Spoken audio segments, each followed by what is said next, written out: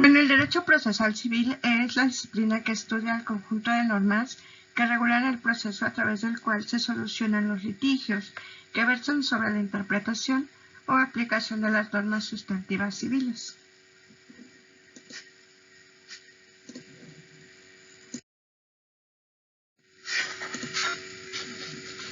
En las etapas procesales es un procedimiento a través del cual se desarrolla el proceso y se va concretando en una sucesión de actos y hechos. Cronológica, que son actos que se verifican progresivamente durante el tiempo determinado. El de la lógica, que es en razón de que se relacionan entre sí como presupuestos y consecuencias. Y la teológica, que enlaza en razón del fin que persigue.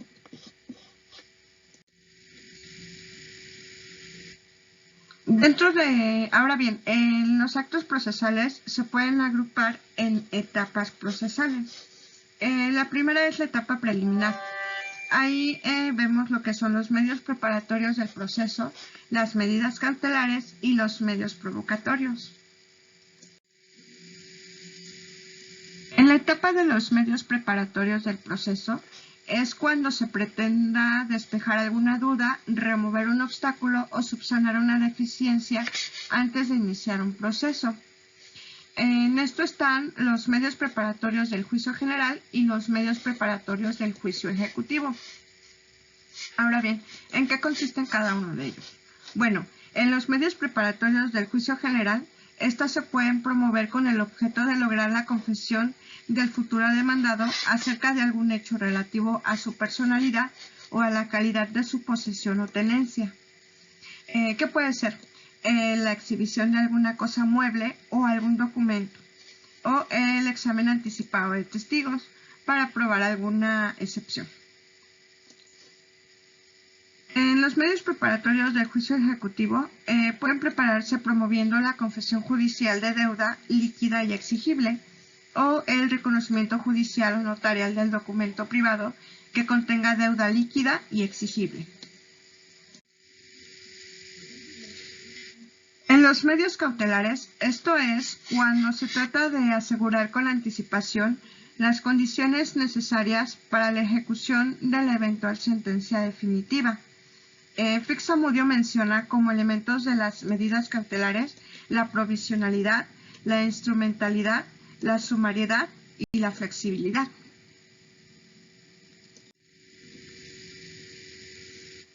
En la clasificación de los medios cautelares se pueden presentar las personales o reales, esto es según recaiga entre personas o bienes.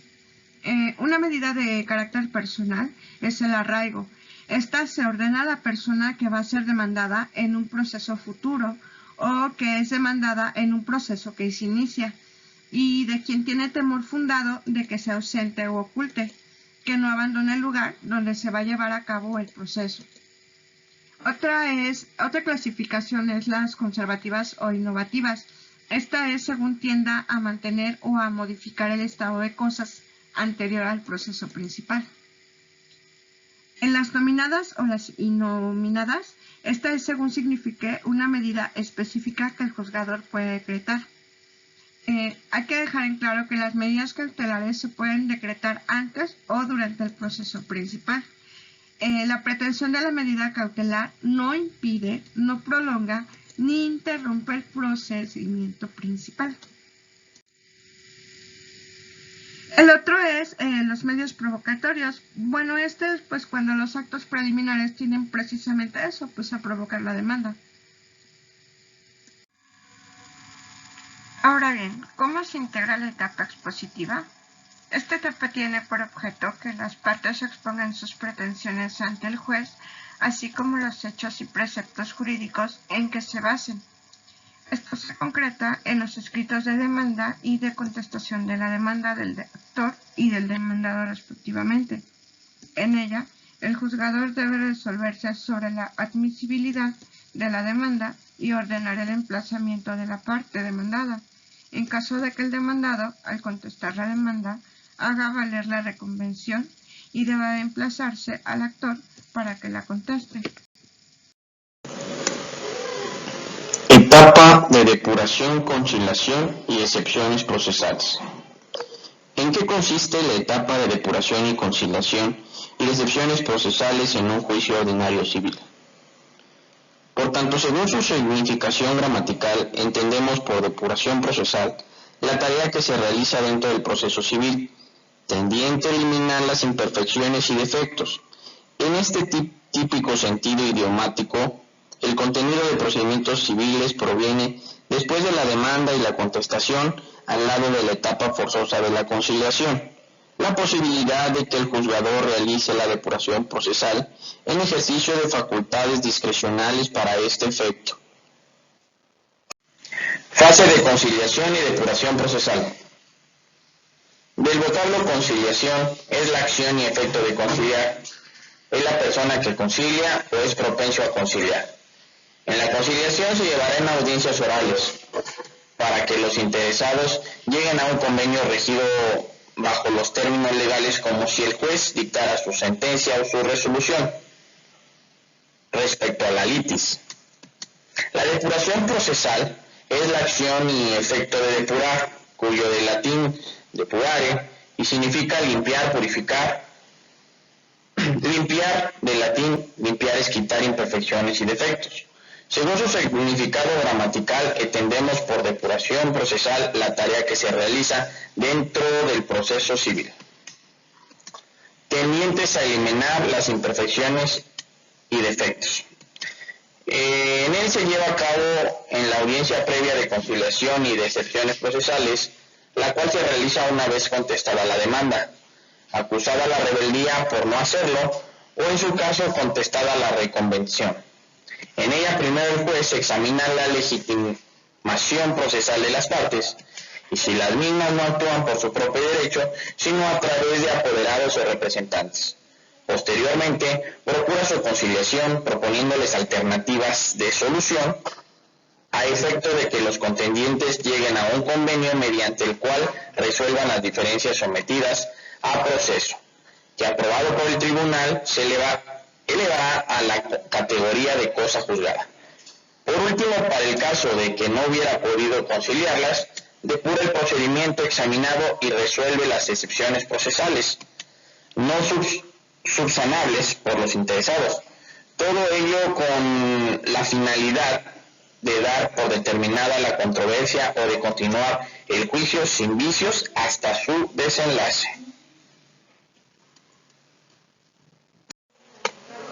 Una vez que ha sido presentada la demanda en el juzgado, el juez puede dictar su resolución en tres sentidos.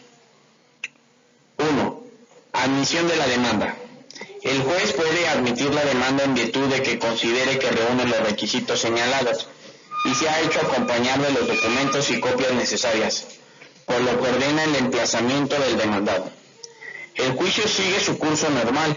La demanda ha sido admitida por ser eficaz. Esto no significa que el juez haya aceptado como legítimas las pretensiones de fondo del actor, solo ha resuelto sobre su admisibilidad y no sobre su fundamento o eficiencia. Esto debe hacerlo cuando dicte sentencia. 2. Prevención. También puede prevenir al demandante cuando la demanda sea oscura o exista algo irregular, para que aclare, corrija o complete conforme a las reglas contenidas en la ley o dentro del plazo de 3 días realizada la aclaración o corrección. El juez debe admitir la demanda en el mismo auto que ordena la prevención. El juez debe señalar en concreto los defectos de la demanda.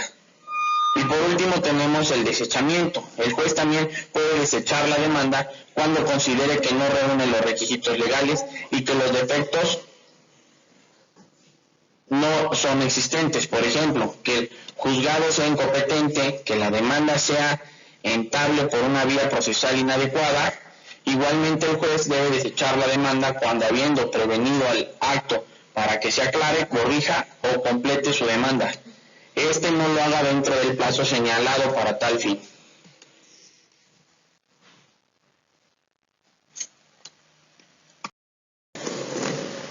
En nuestro estado de Morelos contamos con un Código Civil Procesal que menciona en su capítulo 2 sobre la audiencia de conciliación y depuración.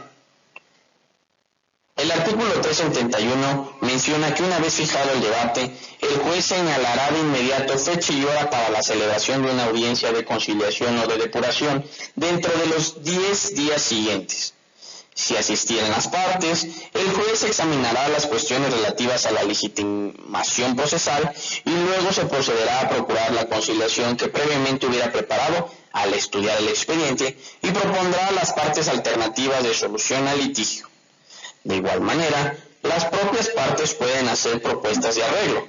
Si los interesados llegan a un convenio, el juez lo probará de plano si procede legalmente y su homologación en sentencia tendrá una fuerza de cosa juzgada. Si una o ambas partes no concurren sin causa justificada, el tribunal se limitará a examinar las cuestiones relativas a la depuración del juicio y dictará la resolución que corresponda.